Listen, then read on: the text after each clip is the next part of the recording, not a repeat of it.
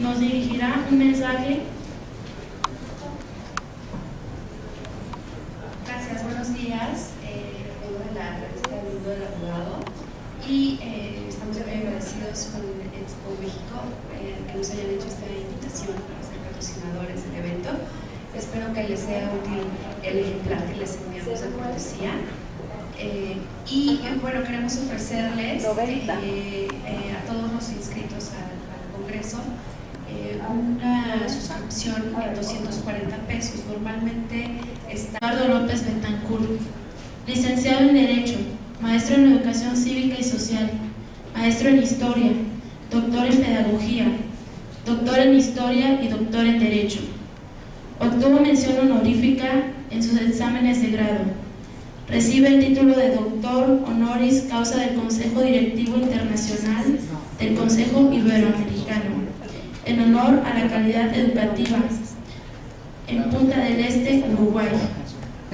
Tiene una actividad docente de 47 años ininterrumpidos. En la actualidad, miembro del Sistema Nacional de Investigadores. Es crítico asiduo de los malos sistemas políticos. Su valor civil ha sido motivo de percusiones y descalificaciones. Con ustedes, el doctor Eduardo López Betancourt.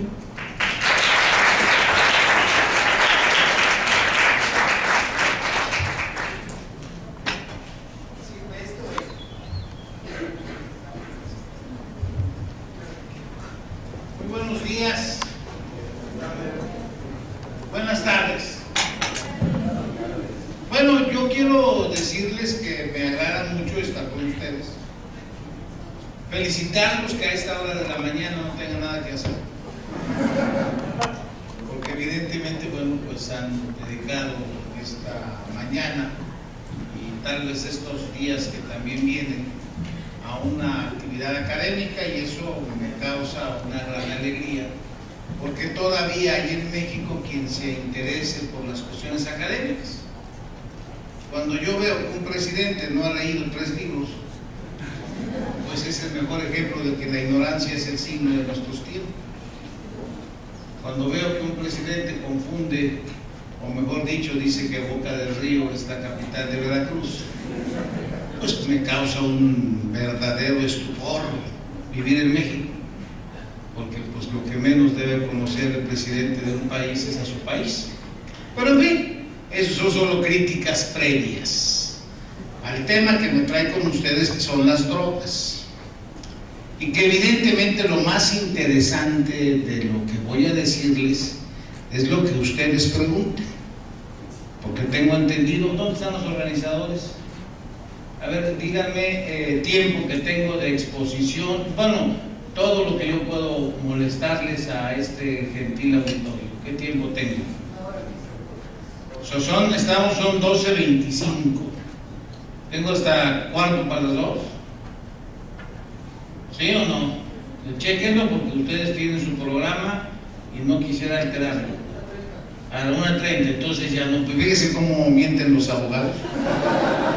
Me fascina hablar con ellos, porque al final de cuentas falsan a la verdad con una naturalidad, y además se enojan. 1 hora. Bien, entonces voy a exponerles media hora, 35 minutos, y después lo mejor, donde quiero escucharles en lo que constituye un intercambio de puntos de vista, porque mi tema es de puntos de vista. Es un tema que tiene sin duda pros y contras, y ello implica que también haya los que estén a favor y los que están en contra. Las drogas, algo que se cuestiona desde hace mucho tiempo, pero que en los últimos días ha tomado un papel protagónico no solo en México, sino en el mundo. Hoy por hoy no se puede mencionar que exista un solo país donde no esté el conflicto de las drogas. México, Estados Unidos, principal consumidor, Europa Occidental con sus grandes problemas, Oriente, y con una diversidad de medidas que pues va en función de las disposiciones locales, que a veces son crueles, Tenemos el caso de Singapur, que es el más evidente, donde la pena de muerte casi es automática contra quienes comercian con las drogas. Pero antes de tocar el tema internacional, me voy a concretar al caso de México para mostrar aquí lo que podemos llamar una contradicción de inicio. De acuerdo con la Ley Federal de Salud, aplicable en todo el territorio nacional, tiene cualquier sujeto derecho en nuestro país de consumir drogas. Esto es, el tema de las drogas tiene desde ahora adelanto 3 momentos: la producción, la comercialización o tráfico y el consumo, que es el momento final. Fumar marihuana, la cocaína, su uso generalmente vía nasal, la heroína, que son de los más relevantes, aunque hay un sinnúmero de medios químicos que se han incrementado, sobre todo pastillas, elixir, que son pues mecanismos autorizados, insisto, su consumo. La Ley de Salud dice hasta cantidades que pueden poseerse y traerse consigo, sin que sea delito. De tal manera que está autorizado en todo el territorio mexicano, en base a esta ley federal, el consumo. Y de alguna manera resulta contradictorio, inexplicable desde el punto de vista jurídico, que lo que esté prohibido sea la comercialización. Esto es la venta. Porque si me dicen a mí, puedes o tienes el derecho de fumar marihuana, el planteamiento inmediato es dónde la compro y dónde se produce. No, eso está prohibido. Ah, caray.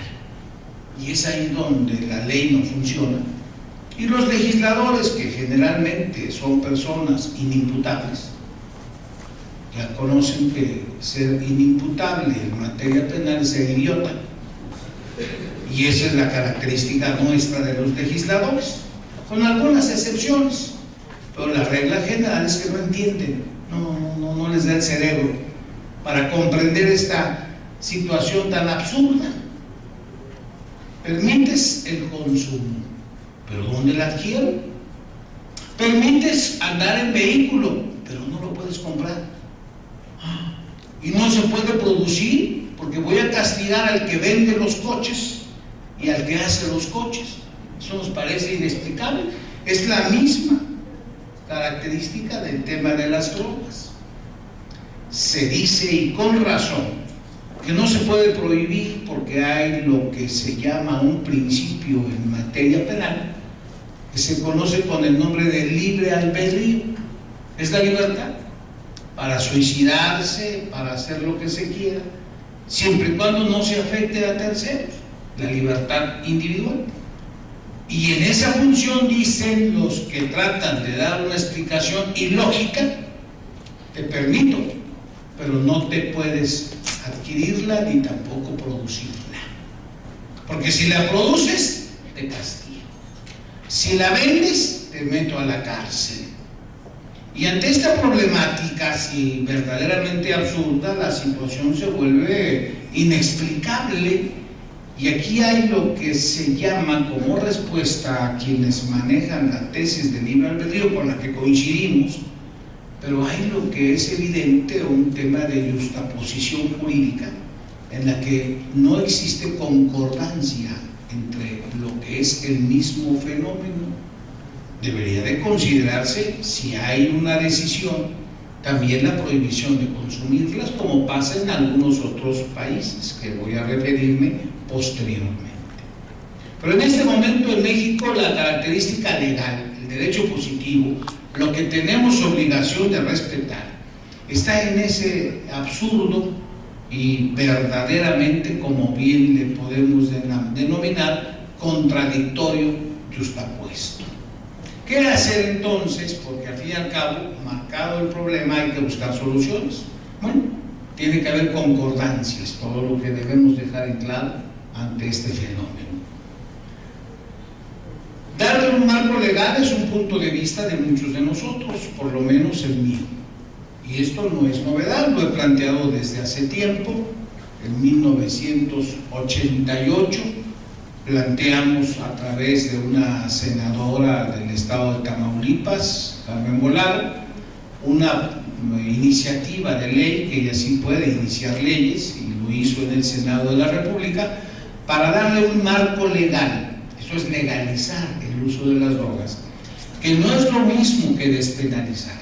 Esto es, legalizar es darle precisamente una serie de reglas, eso es legalizar. Despenalizar es no sancionar. Verbigracia, el caso del aborto en el Distrito Federal. Aquí está despenalizado. No está legalizado el aborto, despenalizado, porque no hay pena, siempre y cuando sea dentro de un periodo que evidentemente está debidamente marcado en el Código Penal local. O sea, bajo esa circunstancia, la propuesta mía es legalizar. Así como está legalizada el consumo, que también es droga, del cigarro. Así como está legalizado el alcohol, que también es droga. Así como está legalizado el juego, que también es droga, y que esa circunstancia tiene una serie de asegúnes en donde las situaciones de hecho se presentan de manera dramática.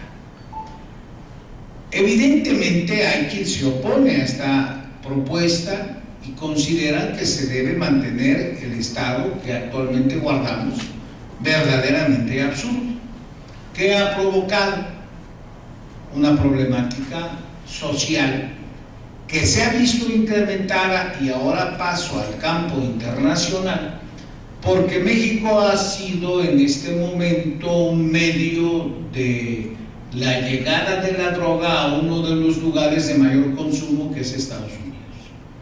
Evidentemente un país capitalista con capacidad económica, situación que hace que la droga, en especial la cocaína que proviene de países sudamericanos, sea un paso normal a través de los 2.000 kilómetros de frontera que tenemos con Estados Unidos, y también por la vía marítima.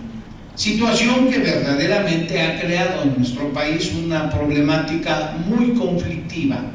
Si todavía le agregamos un hecho en la que un gobierno irresponsablemente incendió el país con una persecución única y exclusiva hacia el tema de las drogas. No es que no se persiga lo que marca la ley, lo que no es aceptable es que sea lo único que preocupe a un gobierno y que todo el esfuerzo se encamine precisamente a combatir. ¿Y qué es lo que creó esta situación? Pues una serie de datos estadísticos que no tienen una precisión. Se habla, en el mejor de los casos, de 70,000 muertes entre grupos que están precisamente inmersos en el tema de las drogas, pero que también hay gente inocente, puesto que a una balacera se llevan inocentes, niños, mujeres que no tienen nada que ver con el tema de las drogas, y se crean situaciones verdaderamente dramáticas. Si alguno de ustedes ha tenido oportunidad de ir a estados fronterizos, se encuentran que están en un estado de guerra. Fui invitado hace un par de años a la ciudad de Chihuahua, y he ido posteriormente, y donde daba la conferencia estaba rodeada de tanques de guerra, porque además en esta lucha se ha metido a quienes no tienen nada que hacer, y que son los militares.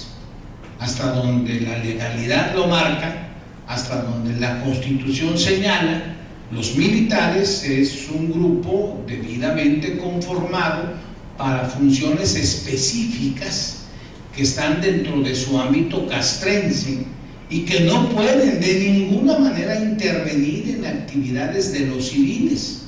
Está prohibido en la Constitución política que en tiempo de paz el ejército salga de sus cuarteles y se convierta en policías. Y es factible cuando hay, como lo marca también la propia Constitución, un estado de emergencia que puede ser debidamente utilizado a través del Congreso de la Unión, lo que no se ha hecho. Ni tampoco se ha modificado la Constitución, lo que pudieron también haber realizado. No quiero decir con esto que no era correcto o incorrecto. Lo que es claro es que es inconstitucional la presencia del Ejército y de la Marina en las calles y en funciones civiles. Viajo, por ejemplo, lo que hago frecuentemente, a la ciudad de Culiacán, a la ciudad de Tepic, y me encuentro con que el aeropuerto está tomado por el Ejército como si estuviéramos en un estado de guerra. Y mi maleta la revisa un soldado guacho asqueroso que con sus manos sucias empieza a revisar mis pertenencias. Yo digo, bueno, y este guacho feo, además, que parece que para ser soldado hay que ser feo. Lo que me parece verdaderamente patético, que ahí un ignorante, analfabeta, y yo a veces trato de hablar con ellos, pero con los monos no se puede dialogar. Y resulta que esos monos me dicen que tienen una orden del presidente.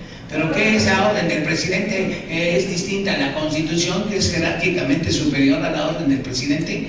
Pues ellos no saben porque son imbéciles.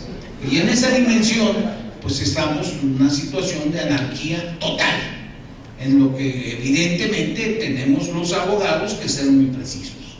Ahí no hay duda.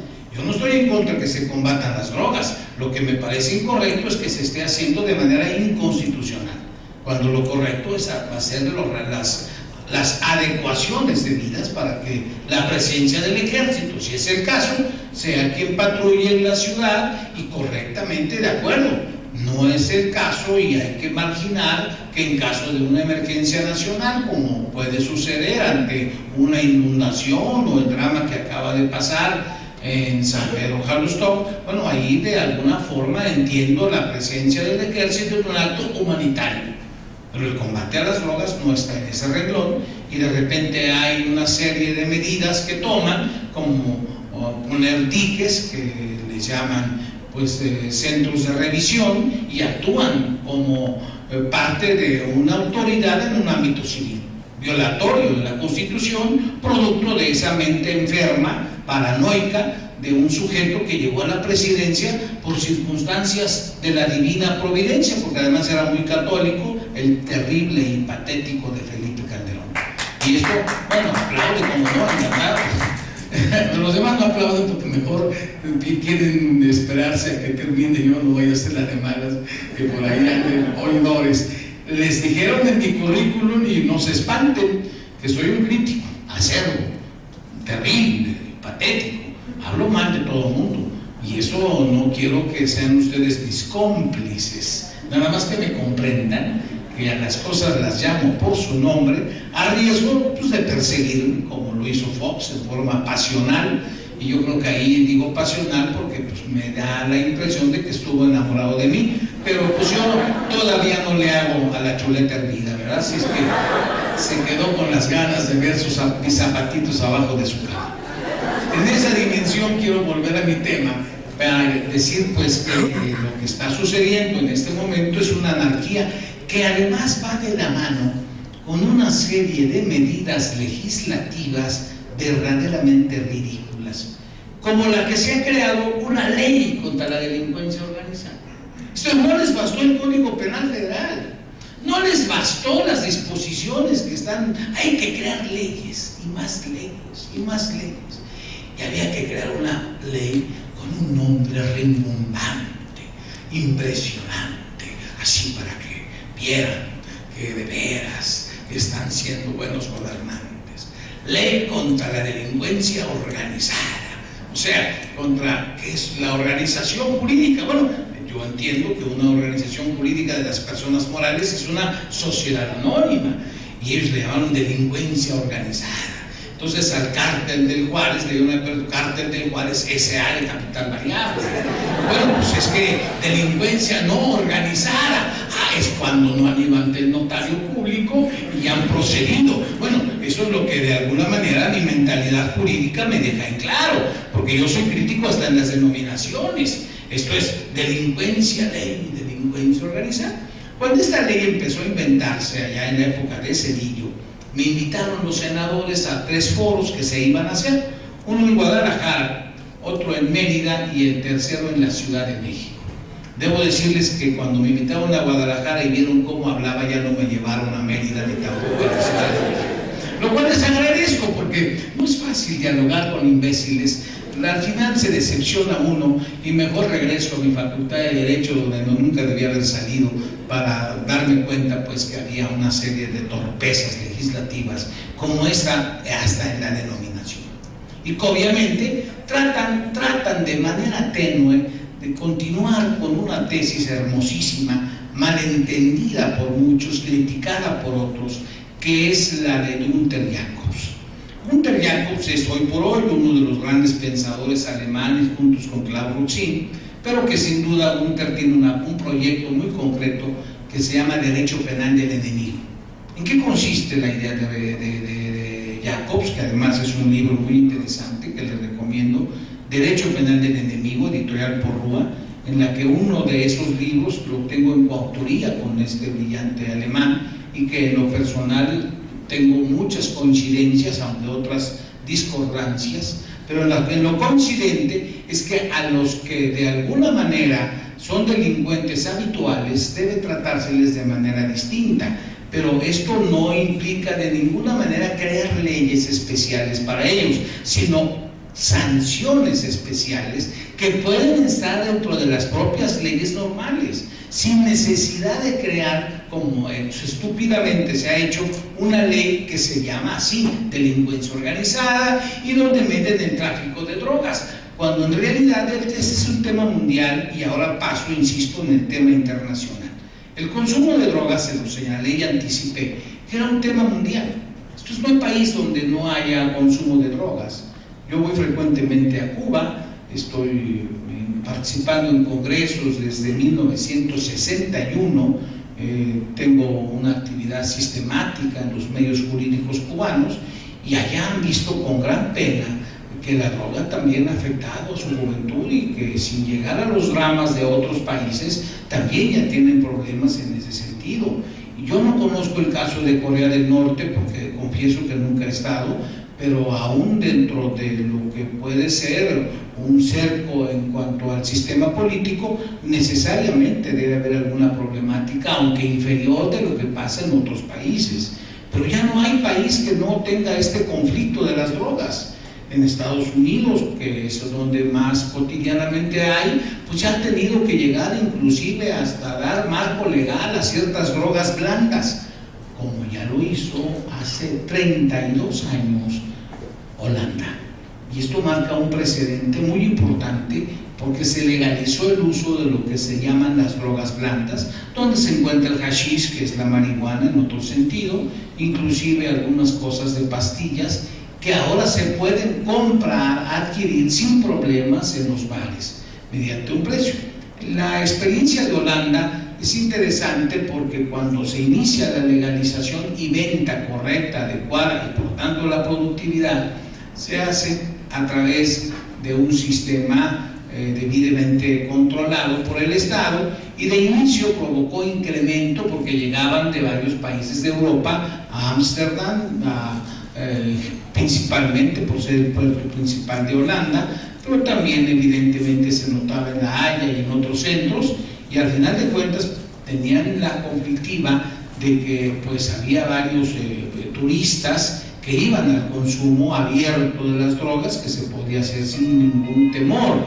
Porque ¿qué pasa en el mundo? El temor, el miedo, el tener que acudir a buscar droga, como sucede en nuestro país, en lugares peligrosos, riesgosos, en pequeñas tiendas, lo que además crea un estado de temor y provoca una alza indiscriminada del precio de las drogas, o un control de las personas que la adquieren, y esto es lo que provoca pues una serie de luchas que se dan sobre todo en los llamados cárteles, que no son más que agrupaciones criminales.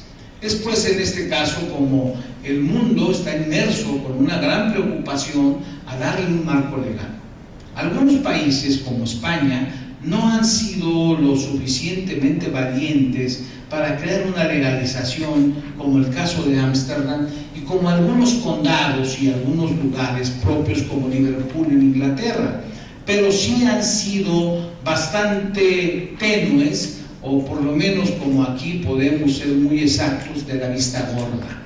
Y ya en España hay una cierta aceptación cuando la droga es poca, cuando se vende, y no es un tema gubernamental, y eso evita la conflictiva nacional que aquí llega, les decía, en el mejor de los casos a 70,000 muertos, pero hay quien afirma que ha llegado a mucho más, y hasta el doble de 140, 150,000 muertos en un sexenio. En esta dimensión, el tema definitivamente, si es un problema social, tiene que tener de manera obligada un marco legal, porque además hay un sinnúmero de ingredientes. Los datos que les voy a dar son oficiales de una oficina que se llama así, de las drogas y el crimen de las Naciones Unidas. Ahí se señala que en el año 2012, que acaba de concluir, las ganancias, fíjense ustedes que esto es algo muy interesante, las ganancias que ha dejado la serie de actividades en donde se encuentran el tráfico de armas, el tráfico de personas, como es evidentemente otro problema severo, el tráfico de drogas, la venta de drogas en el mundo, alcanza las ganancias, exactamente, consideren la cifra, de 700,000 millones de dólares. No multipliquen esto por 12 pesos, ya se imaginarán que estamos hablando de cantidades estratosféricas, y eso solamente en un año. Nuestro presupuesto nacional no llega a 200,000 millones de dólares en todo lo que gastamos en el país. Entonces, cuando se habla de 3 o 4 veces lo que constituye el presupuesto, estamos ante una situación dramática que no podemos luchar. Mientras que el mundo de las drogas tiene un sinnúmero de capacidad económica, el combate que estamos haciendo resulta inútil y al final lo que sucede en nuestros días, improductivo. ¿Qué implica ello? De ninguna manera es por eso que se debe legalizar, sino simplemente que hay que darle una orientación muy importante que ya una universidad muy fundamental en el mundo como es la de Oxford propone, que la legalización de las drogas es un requerimiento aún para mejorar el tema impositivo en el mundo, que podría ser de gran beneficio. Fíjense que aquí en el caso concreto de México, cuando los legisladores, los nuestros, empiezan a discutir, ahora lo harán con tiempo, pero antes en el mes de diciembre, estaban buscando aprobar el presupuesto, el gasto público del país. Lo que les quedaba como recurso final era aumentar los impuestos a los cigarros o al alcohol, porque de alguna manera se pagaba, y quien paga 20 pesos o pagaba 20 pesos por una cajetilla paga 40, y es impresionante lo que se paga en materia impositiva. Pues ahí está lo que la Universidad de Oxford señala como una opción ventajosa y que debería de considerarse como una utilidad para el Estado, para los estados en general, el que de tener un marco legal beneficiaría en ese sentido. Pero además hay una afirmación muy cierta: la droga controlada produce menos muertes. No quiere decir que sea buena, pero es preferible, porque el tema de mantener la venta de las drogas como se hace, puede ser que se venda droga mala que produce la muerte, o que produce mayor efecto negativo en las personas que si la droga es controlada. Y eso es obvio. ¿Por qué? Porque si se compra la cocaína en una farmacia, bueno, pues ahí ya tendrán que tener ciertos principios para venderla en condiciones adecuadas. Pero si van a un callejón oscuro, a la Merced, a Tepito o donde sea, pues al final de cuentas no hay control de calidad y puede ser mucho más perjudicial en esa o para esa sociedad que pretenden defender. Hay mayor control de la calidad, hay mayor control. Esto es nuevo, fíjense que no. Eso es lo interesante de conocer la historia de México. En 1900, fíjense que este es un dato fundamental para ustedes, en 1940, siendo presidente de México casualmente Lázaro Cárdenas, él aprobó una ley por la cual se podía vender la droga en los dispensarios médicos. Solo duró 6 meses su vigencia, porque hubo una presión norteamericana para derogarla. Pero eso no quiere decir que ya hubo un antecedente, que eso es lo interesante. Evidentemente, ¿quién se beneficia más con las drogas? Porque eso es otro renglón en donde el aspecto económico tiene un valor importante. Hablamos de 700,000 millones de dólares. Se considera que en el tema de las drogas anda sobre 500,000 millones de dólares los beneficios, de acuerdo con la Oficina de las Naciones Unidas de las Drogas y el Crimen. ¿Quién se beneficia? Bueno, precisamente el productor y el consumidor, y el comerciante, el que la produce. Y en México es un tema muy bien estudiado y conocido. El campesino siembra marihuana porque le deja 100 veces más que producir maíz, y ahí hay un beneficio. Pero aquí es donde viene lo interesante: al que vende la droga, al comerciante, le deja 100 veces más de lo que la compra. Entonces, nótese de lo que estamos hablando en materia económica. Volvemos al tema. Suponiendo que la producción de un cigarrillo de marihuana sea de $1, para tenerlo como ejemplo, no es el caso, el que la vende lo vendría en 100 pesos, que sería al revés. 1 centavo producir un cigarrillo de marihuana, y este se vende 100 veces más, a $1. Y a la hora que llega al que la consume, la vende en 100 pesos. Pues 1 centavo contra 100 pesos, bueno, pues es una ganancia inimaginable. Y esto todo se debe a que no existe ese marco legal, a que, como si tuviéramos anarquía en la cuestión de cigarrillos, pues los cigarrillos hoy se vendían a 1,000 y mañana a 2,000, y así está pasando con las drogas, cuando lo que se está queriendo beneficiar a la sociedad se le causa daño, porque el consumidor no ha sido beneficiado con una política de prevención, que eso es lo que para mí hay que decir en forma muy exacta. ¿Qué sugiere? Bueno, en primer lugar, dar un marco legal, que eso es lo que es el aspecto jurídico. Yo no estoy de acuerdo con el consumo de las drogas, pero quien mejor debe rechazarlas es el individuo, el sujeto. Esto es, no se trata aquí de prohibirle, se trata de educarlo. Y aquí está el renglón que para mí es esencial: la educación. ¿Y en dónde se educa? En las escuelas. Y en las escuelas primarias, secundarias y aún desde el jardín de niños, se debe tener una clase exclusiva, una materia, una asignatura que sea precisamente en relación con las adicciones, en donde el niño entienda y aprenda los efectos nocivos de las drogas y él decida si la va a consumir o no.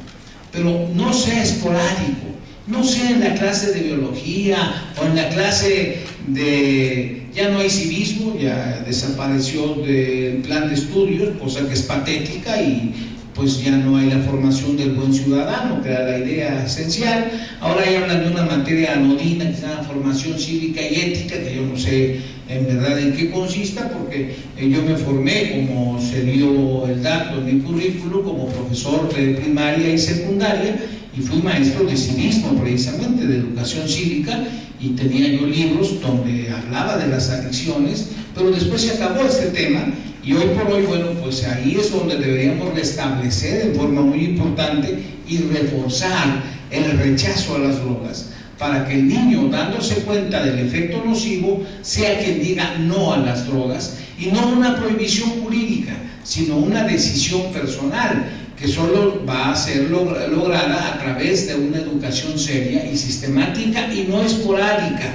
Por eso hablo de que el alumno debería de tener dentro del plan de estudios de su escuela una asignatura que se llame Adicciones 1, otra Adicciones 2, otra Adicciones 3, en donde la información sea fundamental y el aspecto formativo, porque la escuela tiene ese sentido, la formación del buen ciudadano, la formación de un hombre y de una mujer verdaderamente capaz de saber qué es lo que quiere y para qué lo quiere.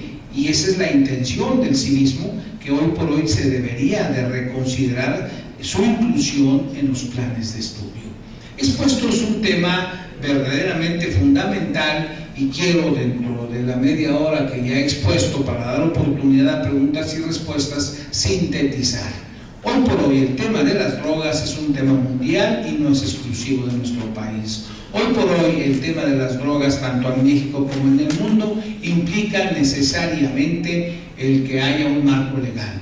Hoy por hoy el mayor beneficio económico de las drogas es para los países desarrollados, porque si bien es cierto, Los cárteles mexicanos se benefician con las drogas, el gran dinero queda en Estados Unidos, el gran dinero queda en Europa, y ahí es donde los intereses creados rechazan la idea de legalizar las drogas, porque dejaría de manejarse un dinero que hoy por hoy es el que crea los grandes sistemas bancarios, que son estos los principales y muy importantes. México, por ejemplo, bien se sabe, una importante cadena de televisión se compró con dinero del narcotráfico, y nadie desconoce que el principal narcotraficante que ha tenido México se llama Carlos Salinas de Gortari, y él es el verdadero dueño, porque Carlos Slim es un prestanombres, y no se dejen ustedes engañar. Slim es un prestanombre de este terrible personaje, pues que cuando me preguntan si soy afecto a la pena de muerte, claro, y mi primer candidato a matarlo en el Zócalo sería Carlos Salinas de Gortari. Es un personaje siniestro que se apoderó de la presidencia, que bien sabemos la ganó Cuauhtémoc Cárdenas en el 88, de eso ya no hay ningún